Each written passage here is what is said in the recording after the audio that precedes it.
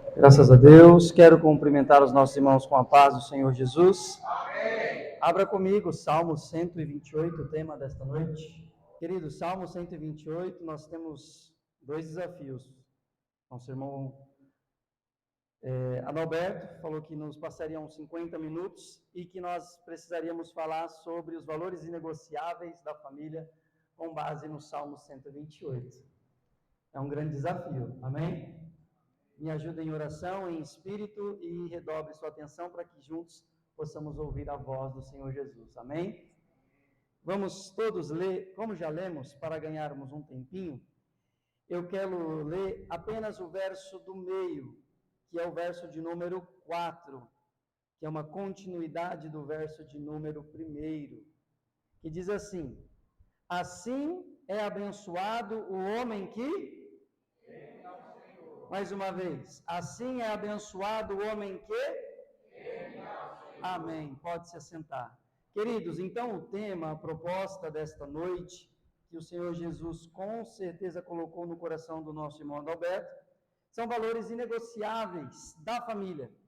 E lendo esse texto, eu vi 10 valores que esse texto traz para nós, 10 valores inegociáveis que estão aqui embutidos dentro do Salmo 128. Mas antes de nós falarmos dos valores inegociáveis, precisamos definir o que são valores, o que é inegociável e o que é família. Porque é sempre importante que quando entramos em um diálogo, possamos definir quais são as nossas bases argumentativas. Se vamos discutir sobre um assunto, estudar sobre um assunto, qual é a nossa base de defesa? Porque se nós formos defender a família segundo os padrões do mundo, a defesa é de um jeito. Se formos defender a família segundo os padrões bíblicos, a defesa é de outro. Se formos defender a família daquilo que eu acho, daquilo que eu penso, daquilo que eu vejo, é de outra forma. Então aqui nós vamos definir o que são valores inegociáveis da família com base na Bíblia. Então, primeira coisa, esse salmo é o salmo que é conhecido como Cântico dos Degraus. Talvez esteja aí na sua Bíblia um título escrito Cântico dos Degraus, porque as pessoas saíam das suas casas e iam para Jerusalém adorar a Deus. E nesse caminho era um caminho não de canseira, não de tristeza porque estava indo para a igreja, mas um caminho de festa. E vários louvores eram entoados em família. O Salmo 127 e 128 eram desses salmos que as famílias cantavam. Então, quando você lê o Salmo, você que tem essa habilidade com a musicalidade, eu não tenho, que você possa ler esse Salmo cantando, porque era para isso que ele foi criado, para ser cantado. E quando a gente canta um louvor, a gente não esquece, não é isso? E esse Salmo, ele impregnou no coração dos homens e das mulheres e das crianças. Então, esse Salmo, ele também tem um fator importante, que ele está conectado com o 127. Lê o 128 sem ler o 127, você perde alguma coisa, porque o 127 ele vai falar que é em vão ao homem fazer muita coisa, mas o 128 ele vai dizer o homem o que ele deve fazer. E aí, meus queridos, a gente define então o que são valores. Porque quando falamos de valores inegociáveis, precisamos definir o que são valores. Valores são princípios que adotamos para viver, baseado em uma cosmovisão de mundo. No caso do cristão, os seus valores são extraídos da onde? Da Bíblia Sagrada. É dela que o cristão tem um padrão norteador de conduta, de certo e errado, de pecado e santidade, de verdade ou mentira. É da Bíblia que nós extraímos. Então, os nossos valores vêm da palavra de Deus. O que significa a palavra inegociável? A palavra inegociável é algo que não se pode negociar. É algo que não está à venda. Independente do valor oferecido, eu não venderei. Por exemplo, uma mãe tem um filho lindo, maravilhoso, belo, perfeito, e alguém chega e fala: quanto que você quer pelo seu filho? E aí você vai dizer o quê? Nenhum preço do mundo pode tirar o meu filho de mim, porque é um valor inegociável, é algo que eu não negocio. E a outra palavra é família. O mundo de hoje quer desconstruir o que é família, segundo os padrões de Deus, sim ou não? Sim, não é? Então, família, veja se você concorda comigo. Família é um projeto divino estabelecido por Deus no jardim do Éden, logo na criação da humanidade. É constituída de homem, mulher e filhos. A família cristã defende a indissolubilidade do casamento, defende a monogamia e a heterossexualidade. Indissolubilidade significa que não tem como ser solúvel. Monogamia significa mono, e heterossexualidade, homem e mulher. Isso é família, segundo o padrão bíblico. Sendo o casamento o único e exclusivo lugar para desfrutar do prazer sexual criado por Deus para a união do casal e para a procriação. Eu creio que essa é uma definição que me veio nessa tarde, eu escrevi para os irmãos. Então, uma vez que eu defini o que é família, o que é inegociável e o que são valores, agora nós podemos falar dos 10 valores inegociáveis da família. O primeiro valor, veja comigo, Salmo 128. Lê para mim apenas o primeiro trecho, no 3. 1, 2, 3, bem. Amém. Primeiro valor inegociável da família é que o conhecimento verdadeiro vem de Deus. A Bíblia vai dizer que, portanto, então entenderá o temor do Senhor e achará o conhecimento de Deus. O temor do Senhor é o princípio do quê? Da sabedoria. Então, o princípio para alcançar a sabedoria e alcançar o conhecimento é o temor. Um homem que teme a Deus, ele tem sabedoria. A sabedoria só pode ser adquirida por quem tem temor a Deus, porque ela é o princípio para se temer a Deus. Então, o primeiro valor, que é inegociável, é que o conhecimento verdadeiro vem de Deus. E o que isso implica, irmão Fábio, para mim? Quando o mundo quer dizer o que a família deve fazer, e a Bíblia orienta o contrário do que o mundo diz, o homem que teme ao Senhor seguirá o conselho bíblico e desprezará o conselho do mundo. Mas, Fábio, a ciência diz isso e aquilo. Mas o que a Bíblia diz? Mas a ciência descobriu isso e aquilo. Mas o que a Bíblia diz? Já se passaram mais de 3.000 anos. Livros de ciência e teorias científicas são refutadas dia após dia. Mas a palavra de Deus é imutável. Passa-se anos, passa-se homens, a Bíblia permanece fiel. Então, é importante que eu e você saiba que o primeiro valor inegociável, segundo ele aqui, que o temor do Senhor é o princípio da sabedoria. O homem que teme a Deus é um homem bem-aventurado, ou seja, um homem feliz, e esse homem ele tem conhecimento, e esse conhecimento vem do alto. Por isso que eu e você, como filhos de Deus, precisamos buscar o conhecimento que vem de Deus. De Deus, para guiar a nossa vida. O segundo valor que é inegociável, que está aí na parte B do versículo, é o homem que teme a Deus, e o texto vai até dizer assim, ó, bem-aventurado aquele que teme ao Senhor e anda nos seus caminhos. A família, o segundo valor inegociável, a família deve caminhar nos preceitos estabelecidos por Deus. Como que minha família deve caminhar? Qual é a conduta que a minha família deve ter? É o que o psicopedagogo diz, Fábio, porque ele é muito estudado. É o que o psicoterapeuta diz, é o que o psiquiatra diz, é o que fulano de tal diz, é o que o especialista na especialidade do especialista do doutorado. Não, você pode ouvir e aproveitar o conhecimento humano, sim, porque ele é bom. Entretanto, todavia, os preceitos estabelecidos por Deus não devem ser negociados. Se o estudado, se o doutor, se o homem da mídia, se o cara pop disse, olha, é assim que você deve se portar, e a Bíblia diz, não é assim, você tem que seguir os preceitos bíblicos. Por isso, a família deve caminhar. E o que é caminhar nos caminhos? É nos caminhos de quem? Nos caminhos do Senhor. O Senhor estabeleceu uma rota para você. E essa rota, ela é direcionada com uma seta, que aponta para o céu. Então você tem uma rota traçada por Deus para ir para o céu. Não para vaguear no mundo e viver conforme o mundo. Por isso a família deve caminhar nos preceitos estabelecidos por Deus. Bem-aventurado o homem que não anda segundo conselhos dos ímpios, nem se detém no caminho dos pecadores, e nem se assenta na roda dos escarnecedores. O Salmo 1. Logo, o nosso caminho, o nosso andar tem que ser com base nos preceitos do Senhor.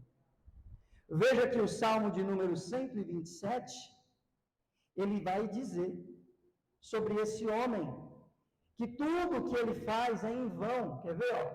Se o Senhor não edificar a casa, em vão trabalha os que a edificam. Se o Senhor não guardar a cidade, em vão vigia a sentinela. Portanto, os caminhos do Senhor que foram estabelecidos para nós devem ser seguidos, porque quem sustenta você não é o seu patrão. Quem sustenta você não é o seu salário, não é a sua formação, a sua capacidade ou a sua inteligência. Quem sustenta você e a sua casa e a sua vida é o Senhor Jesus. Portanto, em vão é eu edificar, em vão é eu trabalhar, se o Senhor não estiver comigo, e o Senhor está acampado ao redor daqueles que o temem. Amém, meus queridos? Vamos ver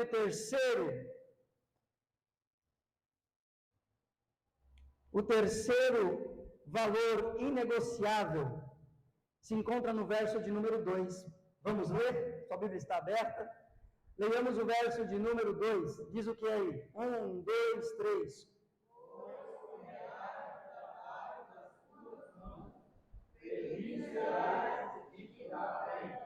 Aqui pega nos homens. O trabalho, quer ver um valor inegociável da família?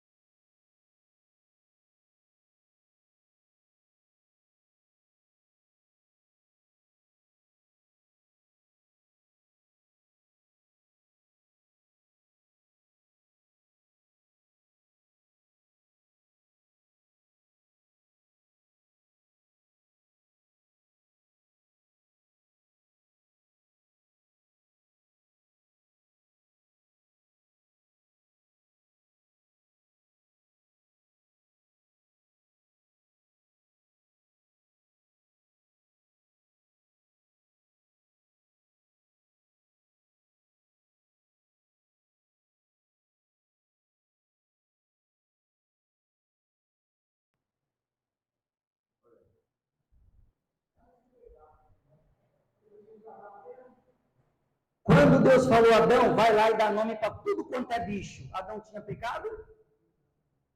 Ainda não. Papai do céu adora trabalhar. Papai do céu viu uma terra aleluia, informe e vazia e falou, não, tem que ter forma, tem que ter objetivo, tem que ter isso. Eu não vou contemplar algo informe e vazio e ficarei parado, porque eu gosto de trabalhar. E Deus vai lá e diz, haja luz e houve luz. Em terra deu os animais, a terra deu, em plantas deu. E na hora que ele falou, agora eu preciso fazer algo especial. Eu quero fazer alguém a minha imagem e semelhança. Espírito Santo, Jesus e eles nos criou para a glória do seu nome. Papai do céu trabalha, aleluia.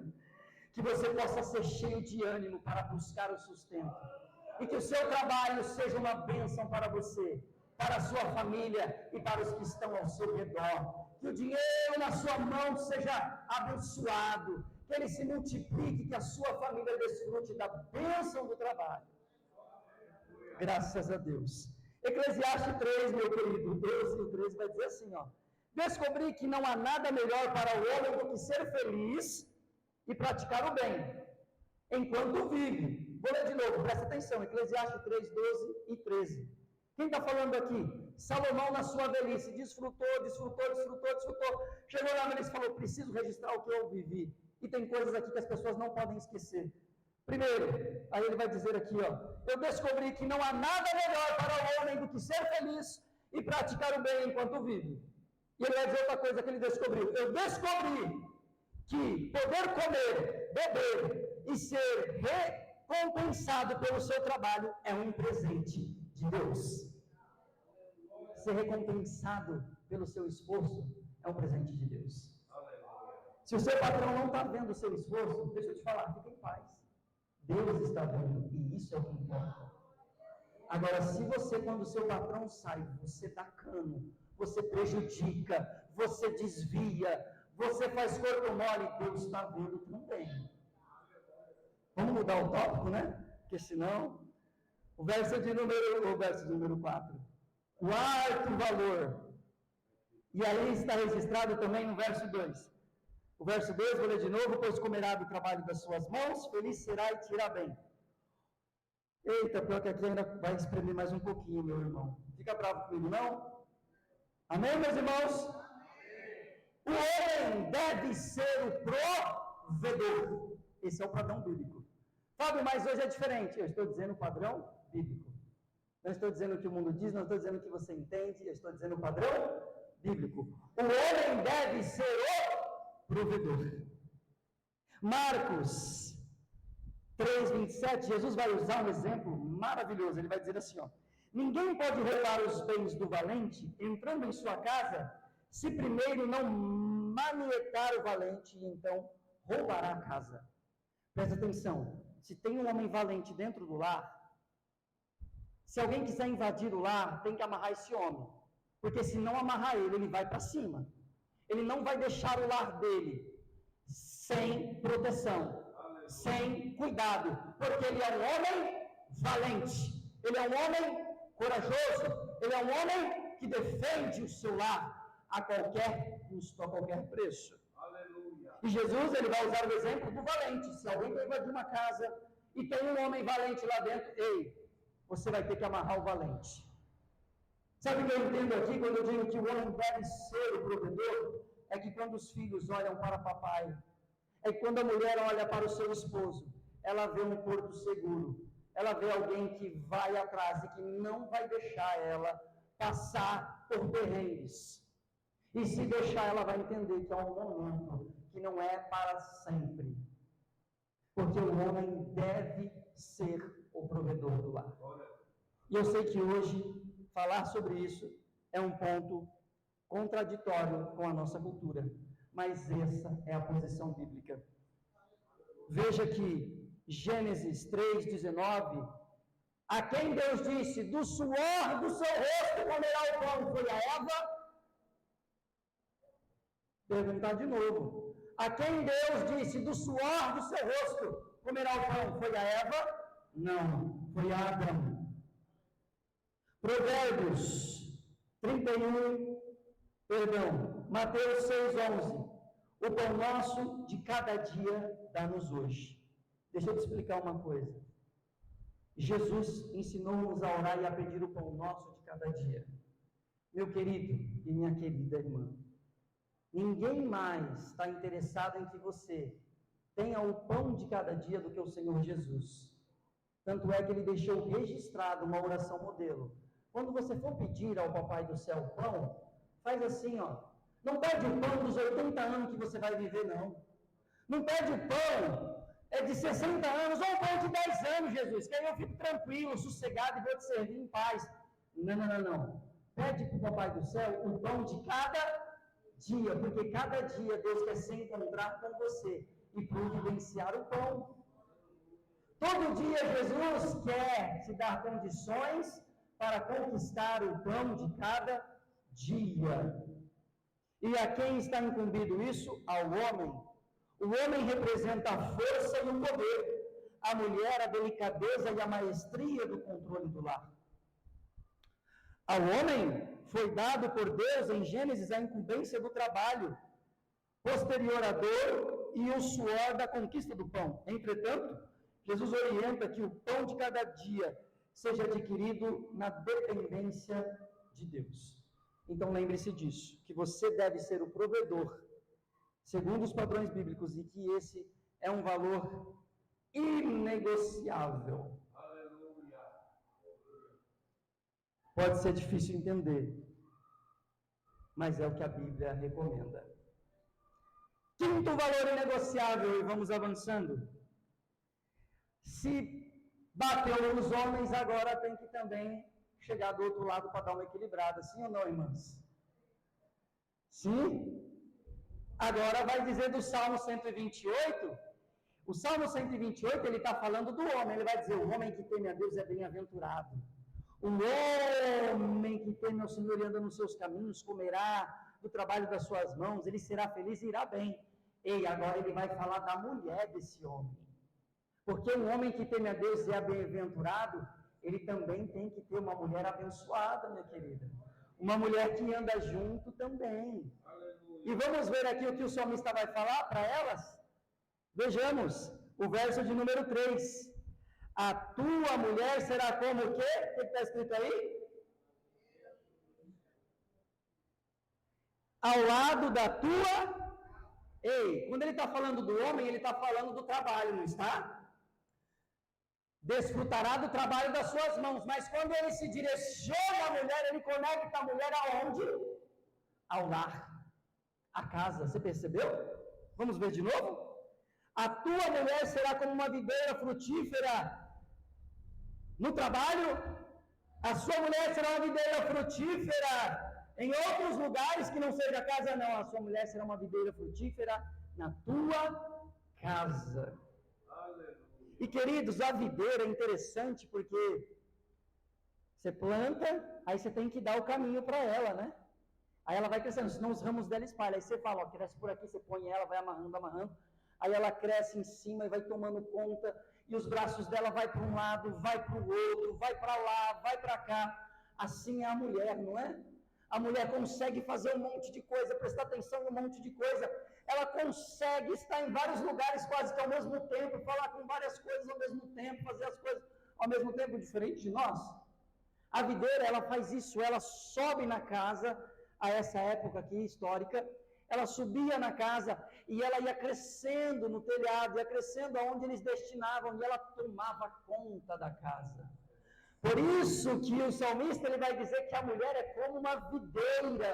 Aí, meu irmão, quando o marido chega com fome, com sede, ele vai lá na uva, lá e tem aqueles cachos de uva, e ó, chega em casa, já tem um cachinho de uva para ele pegar, e já matar aquela sede do sol daquela época, que era um sol escaldante, de 40 graus. Ele chegava em casa e ele via a casa dominada pela videira, porque naquela época ter uma videira em casa era uma prática mais que comum das pessoas daquela época. Então veja o seguinte, pois comerás, a tua mulher será como uma videira frutífera ao lado da sua casa. Provérbios 14, primeiro, as irmãs estão cansadas de ouvir, mas é sempre bom repetir. Toda mulher sábia, ela faz o que com a sua casa?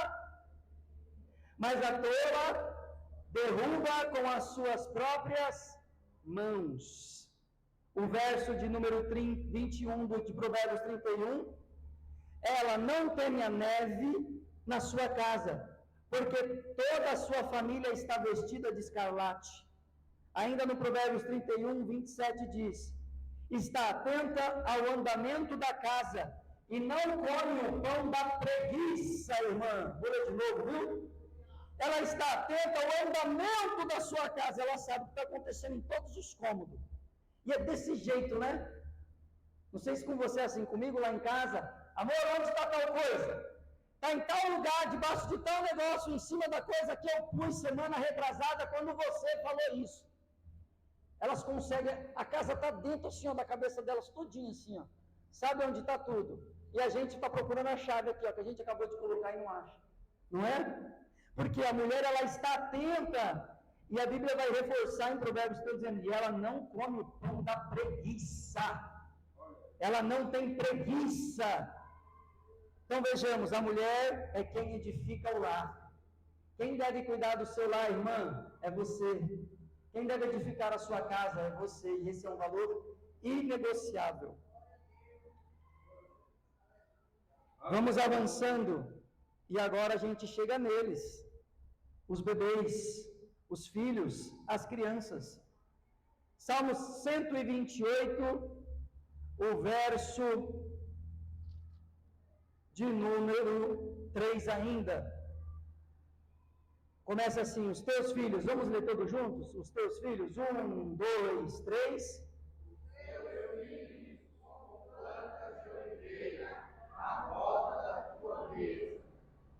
Ei, chegou nos filhos, hein? Então falou do marido, falou da mulher e uma família, filhos. Veja agora. Plantas de oliveira. Você sabia que a oliveira, ela é enxertada em um tronco? E aí nesse tronco, ela vai crescendo, as suas raízes vão para o chão, ela cresce em lugares pedregosos, ela vai se amarrando às pedras. Esse processo dura aproximadamente 15 anos. E ela vai dando pequenos brotinhos, e ela vai crescendo, crescendo, crescendo, e chega uma hora que ela vai para cima, e aproximadamente com 15 anos, ela começa a dar as azeitonas. A oliveira, ela está sendo comparada com os filhos. Por quê? Porque durante o período em que os filhos estão sob os cuidados dos pais, eles devem ser enxertados em quem? Nos pais. Assim como um ramo da videira, para ela crescer, ela é enxertada em um tronco, assim os filhos são enxertados nos pais, para receber os valores dos pais. Os filhos não devem receber os valores do mundo, os valores dos amiguinhos, ele deve receber os valores dos pais. Por isso, o sexto valor inegociável da família é: a educação é um dever dos pais. Amém, querido? Amém. Quem deve e quem tem a obrigação e o mandamento bíblico de educar são os pais.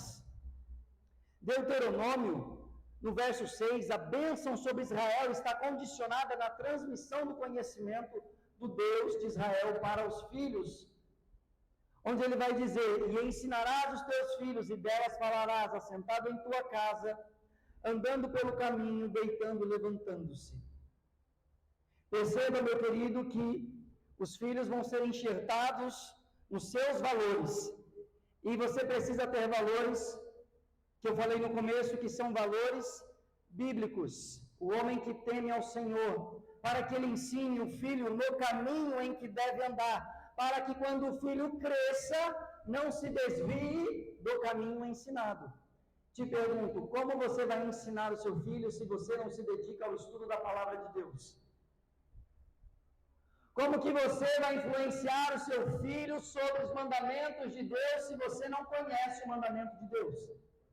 Como que você vai explicar para o seu filho o que é Jesus, o que é a ceia do Senhor, o que são as coisas do Senhor, o que é sagrado, se não há dedicação em aprender o que é sagrado? Portanto, para que a bênção esteja sobre a família, o pai se dedica a Deus. Ele transfere o conhecimento da busca a Deus para o seu filho. O filho transfere para o outro filho. E as gerações são abençoadas. O que o diabo faz? Ele quebra isso. Ele quer tirar essa transmissão de conhecimento de pai para filho, de filho para pai. Quanto mais tempo você passar longe do seu filho, sem falar de Jesus, melhor é para o diabo. Quanto mais tempo o mundo estiver com seus filhos sob domínio, melhor é para o inferno. Porque um filho perto de uma mãe, ele vê a mamãe trabalhando, ele vê a mamãe cuidando da casa, ele vê a mamãe às vezes chorando de tristeza, ele vê a mamãe alegre, ele vê a mamãe quando está triste, buscando uma palavra, ele vai vendo Jesus no seu lar. Mas quando o filho é transferido para o cuidado do Estado vai dizer, não existe nem papai nem mamãe. Nem tem que ter dia de papai nem dia de mamãe. Nem sei se é homem, se é mulher mesmo. Precisamos entender isso melhor, viu, criancinha de 4 anos? Mas seguimos, porque o nosso tempo está apertado. Então, o sexto valor inegociável é que a educação é um dever seu. A Bíblia diz que se você ensinar o menino no caminho em que deve andar, quando ele crescer, ele não se desviará. Te pergunto, a Bíblia mente? A Bíblia se engana? Então ensine. Não tenha medo de ter filhos. Não tenha medo de trazer crianças a este mundo, porque você não é dono do mundo, você não é dono da vida e você não tem controle nem sobre os cabelos da sua cabeça. Portanto, não diga a frase, vou colocar mais uma criança nesse mundo. Ei, você não é dono da vida, não se coloque no lugar de Deus. Aleluia. É você quem cuida da sua vida? É você quem providencia o alimento para o seu lar? É pela força do seu braço, então, que você conquista e que você é protegido e guardado? É assim que você pensa? Quem pensa assim é o mundo, nós não, nós somos guardados, protegidos pelo Cordeiro de Deus, que se entregou na cruz por nós. Ei, estamos vivos, Jesus nos trouxe aqui porque Ele nos ama. Sétimo valor inegociável. Ixi, a Bíblia ela vai contra a cultura, você já percebeu, né? Que a Bíblia ela não anda segundo os caminhos dos ímpios, né?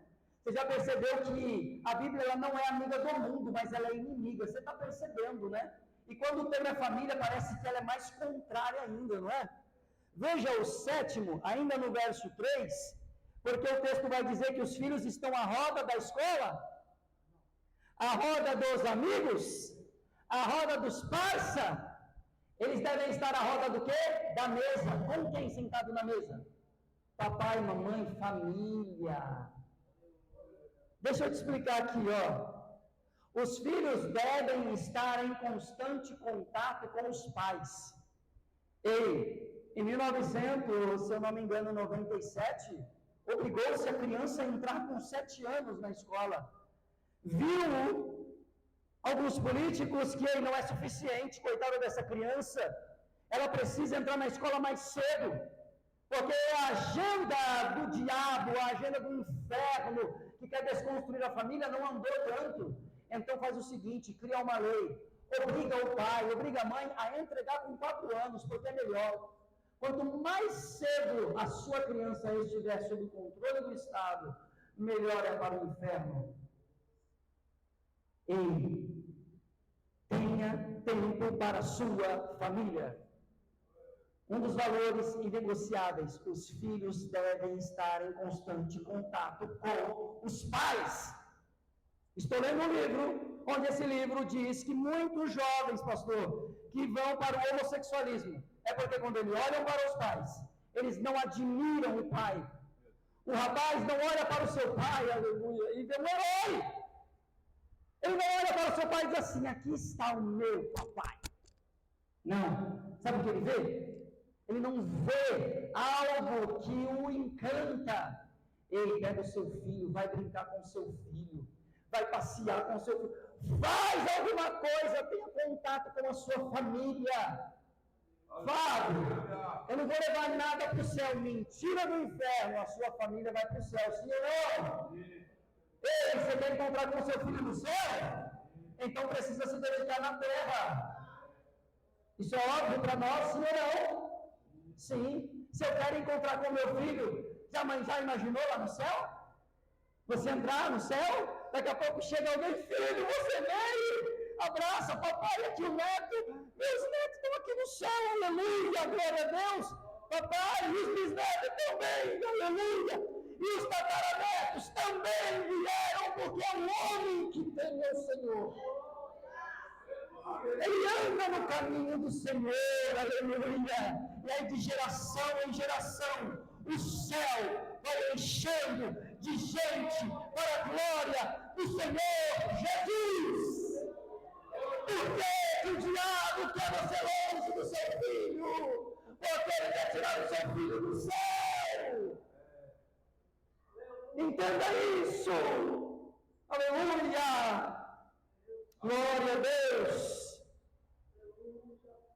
Jesus vai abençoar as famílias dessa igreja em nome de Jesus. Melhor dizendo, Jesus vai continuar abençoando as famílias dessa igreja. Ei, meu tempo está acabando, hein? Vamos chegar aqui no 8º valor. Olha, uma família, que eu falo do marido, eu falo da esposa, eu falo do filho, que eles são crentes, agora eu preciso falar da igreja. Porque uma família de Jesus é uma família que está em constante contato com a igreja de Cristo. Sim ou não?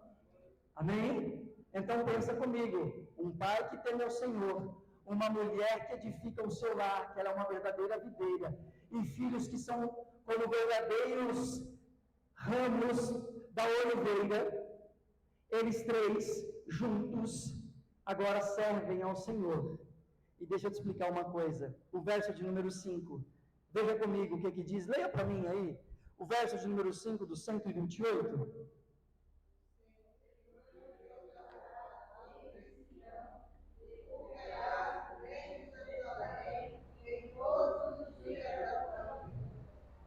Ei, olha só, o Senhor te abençoará desde, e tu verás o bem de Jerusalém todos os dias da tua vida. Ei, deixa eu te falar uma coisa aqui, ó. O 4º valor inegociável, sabe o que é? A bênção da comunidade, a bênção da comunidade depende da unidade familiar forte. Uma família forte, uma igreja forte. Se você quer uma igreja abençoada, uma igreja cheia do Espírito Santo, aqui vai minha pergunta: a sua casa é cheia do Espírito Santo?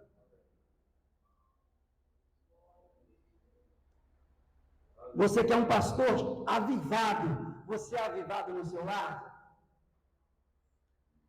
Você quer jovens na igreja que quando cantam o céu desce? Lá na sua casa, o seu filho, quando canta o céu desce? Deixa eu te explicar, o culto não começa aqui. Eu até acho que a frase, vou para a igreja adorar a Deus, é errado. Vou te explicar o porquê. Porque nós não viemos para a igreja para adorar a Deus. Nós vamos para a igreja para continuar adorando a Deus. Porque a adoração não começa quando eu passo naquela porta. A adoração começa quando eu acordo. A adoração ao Senhor Jesus começa quando eu decido de manhã não pecar, passar a tarde sobre tentações e não pecar, passar chegando à noite e não pecar e lutar contra a minha vontade ainda vir para o culto da glória a Jesus. Aí sim, o culto começa lá de manhãzinha, não começa quando eu passo nessa porta. Por isso, se eu quero uma igreja abençoada, cheia de Jesus, faça com que o seu lar seja cheio de Jesus. Porque é de lá que a bênção chega cá. Não é daqui que a bênção chega lá. Se o pastor não está bem em casa, ele também, consequentemente, dificilmente vai estar bem na igreja. Porque ele é um homem como eu e você. Se um obreiro não está bem com a sua esposa, A Bíblia até diz que dependendo da situação, meu querido, a sua oração nem sobe. Já pensou? Você tem que ir lá, e aí, amor, você me perdoa? Dá aqui um beijinho, dá um abraço. Perdoa eu, para Jesus ouvir minha oração? Jesus quer que o seu lar esteja bem, porque o seu lar bem, a igreja é consequência de um lar abençoado. Se o seu lar não está bem, a igreja não vai estar bem. A bênção da comunidade depende da unidade familiar forte. Querido, o Antigo Testamento termina. Deus resolveu deixar registrada uma frase no Antigo Testamento, e é sobre família. Você acredita nisso? Que as últimas palavras do Antigo Testamento é uma promessa, e é uma promessa sobre família. Malaquias, capítulo de número 4, verso 6. E ele converterá o coração dos filhos aos pais, e o coração dos pais aos filhos, para que não venha a terra e fira a terra com maldição. É uma bênção. Quem é que vai vir para converter o coração dos pais aos filhos e o coração dos filhos aos pais? Quem é que ia vir? Quem é? Quem é, meu irmão? Quem é, minha irmã? É Ele, o Salvador da humanidade, Jesus Cristo, Senhor. A última frase do Antigo Testamento na nossa Bíblia é que existe uma promessa para a família. Penúltimo valor, ainda 128:5. A prosperidade está vinculada ao fortalecimento da família. O Senhor te abençoará desde Sião. Um homem próspero nos padrões bíblicos é um homem com família numerosa, com condições de sustentá-la e com uma vida espiritual familiar e com Deus saudável. Ou seja, a sua prosperidade, ela vem da força que você dedica à sua família. Não se preocupe. Se Jesus te deu uma criança para cuidar, Ele vai dar as condições para mantê-la. Um dia Jesus chegou para uma menina e falou assim: eu tenho um propósito muito grande para você. E um anjo foi lá e falou com ela. E o anjo disse para ela: você vai gerar o Salvador. E ela gerou o Salvador. Foi difícil, o marido aceitar, o marido aceitou. Foi um pouco confuso. Ela foi na casa de uma parente. Aí Deus usou a parente e falou: não sou digna de receber a mãe do meu Senhor, confirmando que quem estava no ventre dela não era alguém comum, era alguém especial. Aquela criança nasce, mas Jesus sendo tão grande, né? Nasce ali num lugar tão simples, porque o nosso Jesus é tão grande que Ele não precisa mostrar que Ele é grande, porque Ele é e pronto, acabou. E lá naquela manjedoura Ele nasce, os anjos cantam, é uma alegria, a gente chega para festejar porque o Salvador chegou, é festa no céu, é festa na terra, é coisa maravilhosa, mas sempre os demônios, quando nasce uma criança, aleluia, você tem que entender isso, quando nasce uma criança, é mais um projeto do céu para a terra, é mais um sopro de Deus, é mais uma vida, é mais um corpo para atrapalhar as obras de Satanás. Não é mais um custo, não é mais um problema, não é mais sei lá o que o mundo chama, não. Os filhos são herança do Senhor, aleluia. Quando uma criança vem é bênção. E aí ela veio, e aquela criança tinha promessas especiais porque era o Senhor Jesus. Aí do outro lado se levanta o inferno, depois de 2 anos, Herodes manda matar todas as crianças, e agora José tem que fugir, Maria tem que fugir, eles não têm condição, o anjo chega e fala: olha, vão para o Egito, mas quem é que vai bancar a viagem?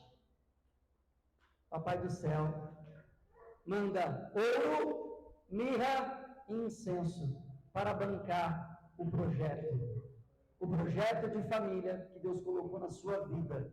Ele é bancado por Jesus. Para de ficar querendo desistir da família. Crescei-vos e multiplicai-vos. Quem disse isso? Foi o próprio Deus. É projeto de Deus. Sigamos para o último. O 10º valor inegociável. E eu fecho. Os filhos devem ser educados para as virtudes eternas. Isso é um valor inegociável. Fábio, para que eu educo meu filho? Para ele ir para o céu. Para que eu ensino meu filho? Para ele servir a Jesus de Nazaré. Para que eu educo meu filho? Para ele ser um servo e uma serva de Deus cheia do Espírito Santo. Fábio, mas e a faculdade? E daí, se fizer ou não faculdade, Jesus providencia o sustento. Fábio, mas e o cursinho, mas e não sei o quê?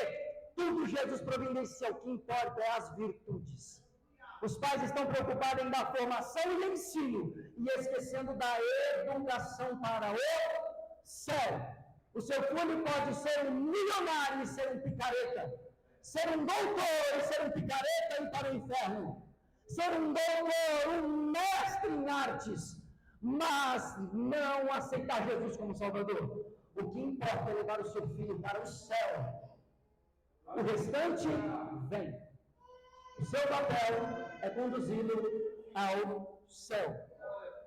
Por que eu digo isso? Porque o verso de número 6, o final do Salmo vai dizer: e verás os filhos dos teus filhos, e a paz será sobre Israel. A paz nacional, ela vem de geração em geração, quando o povo teme ao Senhor. Feliz a nação cujo Deus é o Senhor. Portanto, eu preciso ver esta criança e pensar: filho, eu tenho que te encontrar no céu. Quando você acordar de manhã, chama para orar, chama para ler uma Bíblia, pergunta: falou com Jesus hoje? Como é que está? Você está pecando? Fala de Jesus o tempo todo, toda hora, todo dia, todo instante, porque não importa o seu filho ir para o céu. Eu finalizo concluindo o seguinte: Jesus está na cruz. E você sabia que Jesus na cruz cantou um hino? Você já ouviu o hino que Jesus cantou na cruz? Você sabia que Jesus cantou um hino na cruz? Todo mundo vê Jesus como um coitado, como um desprezado, machucado, e que está ali, e se pudesse descia, não sei o quê, e coloca o nosso Jesus como um coitadinho na cruz. Mas Jesus na cruz, ele chama para o canto. Jesus na cruz chama para o louvor. Você sabia disso? Quando há a expressão lama sabachthani, é o Salmo 122. É um louvor. Ei, quando eu canto assim, puxa um hino, qualquer hino, conhecido, vai. Só o comecinho. Deus está. Opa, vai. Amém. Só uma palavra de um hino só. Uma palavra. Getsemane. Não, mas canta ela, né, meu irmão? O Getsemane. Não, esse é muito difícil, né? O mais fácil. Bom está. Bom. Agora, Jesus. Lama, aleluia. Aí eles que cantavam rotineiramente o Salmo 22, pastor, começam a cantar o hino dentro deles. E Jesus chama para o louvor. Tem muita gente que lê esse trecho e fala: Jesus está chorando. Deus deu as costas para Jesus que nada. Jesus está dando glórias a Deus. O Salmo 22, ele vai finalizando. Sabe como o Salmo 22 finaliza no verso 27? Deixa eu ler para você. Você pode vir aqui, vem cantar esse hino, vem. Jesus colocou no seu coração esse propósito, não foi?